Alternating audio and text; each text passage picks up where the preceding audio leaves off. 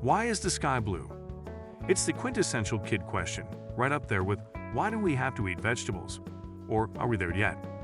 Most parents mumble something about science or magic, hoping to change the subject. But here's the kicker. The sky is blue because of bacteria. Yes, you watched that right. The sky's color owes its history to tiny life forms, and believe it or not, it hasn't always been blue. In fact, our planet's atmosphere has sported different hues over billions of years, thanks to life itself. So grab your time machine and buckle up, we're diving into the colorful history of Earth's sky. The ingredients of a sky. Look out your window.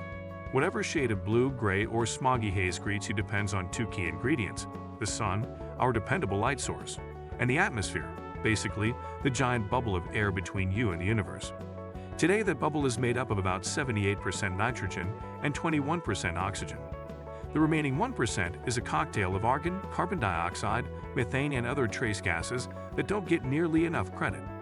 But this wasn't always the case. Billions of years ago, Earth's atmosphere was unrecognizable, and not just because dinosaurs weren't around to complain about the weather. Our young planet's air was a swirling mess of hydrogen, methane, and carbon dioxide, with no oxygen to speak of. It's safe to say no one was taking long, deep breaths back then. The magic of the sky's color happens when sunlight interacts with the stuff in the atmosphere. Sunlight, which appears white, is actually a mix of all the colors of the rainbow. When this light hits the atmosphere, some wavelengths scatter more than others. Nitrogen and oxygen, being the overachievers they are, scatter shorter wavelengths, like blue, more effectively than longer ones like red. That's why the sky appears blue. Simple enough, right? Well, not quite. There's a lot more to the story, and it's about to get way more interesting. Earth's first breath. Hydrogen beginnings. When Earth was born about 4.5 billion years ago, it came with a starter pack of gases.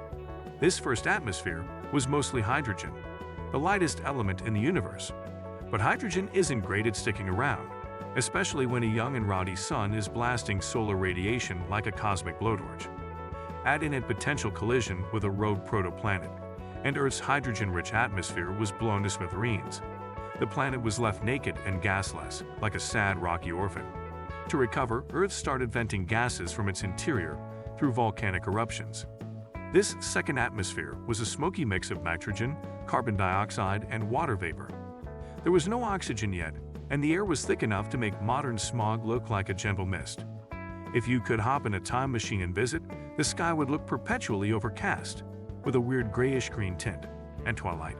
Forget Instagram-worthy sunsets. It'd be a jaundiced yellow. Not exactly a travel brochure-worthy scene. Why is blue the star of the show? Now let's talk about why blue gets all the attention in the sky's color wheel. The answer lies in Rayleigh scattering, a fancy term for what happens when light interacts with particles smaller than its wavelength. Nitrogen and oxygen molecules are tiny, a fraction of a nanometer, while visible light comes in wavelengths of hundreds of nanometers. This size mismatch makes Rayleigh scattering the dominant force, with shorter wavelengths like blue scattering more effectively than longer ones like red. But here's the catch. Rayleigh scattering only works on small particles. Larger particles like water droplets or volcanic ash play by different rules. They engage in scattering, which doesn't favor any particular wavelength. That's why overcast skies look gray. All the colors of sunlight are scattered equally. It's like a cosmic middle finger to blue's moment in the spotlight. Still, Rayleigh scattering ensures that blue light gets the starring role on clear days. But the story doesn't end there. What if I told you that other factors, like the composition of the atmosphere, can radically change the sky's color? Buckle up, things are about to get wild. Mars versus Earth, a tale of two skies. Imagine you're standing on Mars, gazing up at the sky. It's not blue. In fact, Martian skies are a dusty red, thanks to the planet's thin atmosphere and abundance of, well, dust. Mars' atmosphere is 95% carbon dioxide, but it's so thin that Rayleigh scattering barely happens. Instead, the dust particles absorb blue light like a greedy toddler with candy, leaving only reddish hues behind. The only time you might catch a hint of blue on Mars is during sunrise or sunset, when light travels through more of the atmosphere and scatters differently. It's a sky with serious identity issues. Earth's sky, in contrast, is a dynamic masterpiece, constantly shaped by its atmospheric composition and the tiny life forms that call it home. Speaking of which, let's talk about how bacteria turned Earth's sky orange. Yes, orange.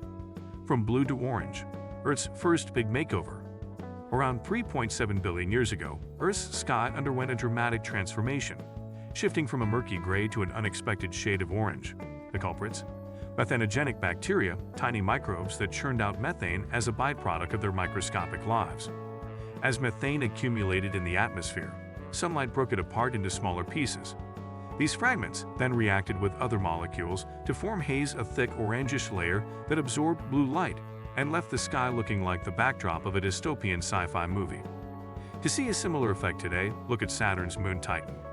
Its methane-rich atmosphere produces a two-layer haze, orange at lower altitudes and faintly blue higher up.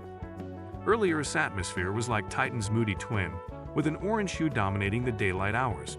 It wasn't exactly inviting, but it set the stage for the next big transformation. Enter oxygen, the Great Oxidation Event. Fast forward to 2.4 billion years ago. Cyanobacteria, the unsung heroes of Earth's history, invented a new party trick: photosynthesis. By harnessing sunlight, these microbes began producing oxygen as a waste product. But oxygen wasn't exactly welcomed with open arms. Initially, it reacted with rocks, ocean water, and volcanic gases, essentially scrubbing itself out of existence. Only after 200 million years of relentless production did oxygen finally begin accumulating in the atmosphere. This milestone, dubbed the Great Oxidation Event, was less of a dramatic event and more of a slow burn revolution. Oxygen not only cleared the haze but also wiped out many methane-producing bacteria. Without these hazemakers, the sky was free to scatter blue light again. Cyanobacteria didn't just give us breathable air, they gave us our blue skies. Talk about overachievers. Twilight blues and ozone's role. If you've ever admired the deep blue of twilight, you can thank ozone. This molecule, made of 3 oxygen atoms, absorbs yellow, orange, and red light, leaving behind the cooler hues of blue and purple. But ozone isn't just a pretty face, it's also Earth's sunscreen, protecting us from harmful ultraviolet rays. Early Earth had no ozone, which means twilight skies would have looked more like a weird yellowish filter than the romantic blues we enjoy today. Cyanobacteria's oxygen-producing efforts didn't just change the atmosphere, they transformed the way we experience the world. Lessons from a changing sky. The sky's color evolution is a testament to life's power to shape a planet. From its overcast gray beginnings to an orange haze and finally to the brilliant blue we know today, Earth's sky has been a canvas painted by life itself. Cyanobacteria didn't just revolutionize the atmosphere, they rewrote the rules of planetary aesthetics. So the next time a curious kid asks why the sky is blue, resist the urge to mumble about science and change the subject. Instead, tell them the epic story of hydrogen beginnings, volcanic drama, bacterial innovation, and cyanobacteria's grand final. It's not just a science lesson, it's the ultimate cosmic soap opera. And then you have it, the epic tale of why the sky is blue, an adventure billions of years in the making. If this video blew your mind, hit that like button, and don't stop there, subscribe to our channel for more fascinating videos. Got a curious question or a fun fact to share? Drop it in the comments. Until next time, keep looking up and keep wondering why. It's the key to discovery.